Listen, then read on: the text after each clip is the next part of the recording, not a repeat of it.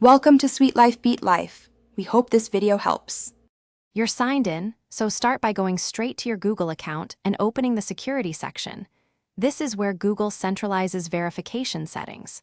Once there, make sure you're using the account you want to update, then look for the block labeled Ways We Can Verify It's You or the Recovery Options area.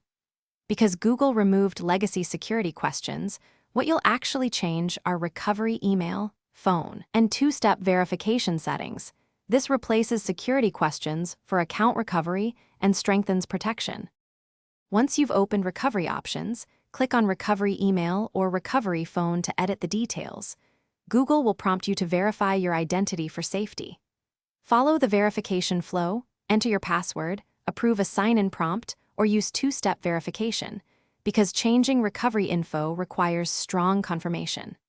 After verification, add the new email or phone number and accept the confirmation code sent to that destination. Make sure the recovery info is current and accessible, because Google uses it instead of security questions. Finish by enabling or reviewing two-step verification under signing into Google.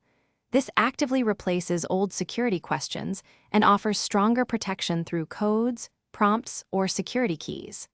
Once enabled, review devices and recent activity to confirm nothing looks suspicious, and update backup codes or an authenticator app so you can recover access later.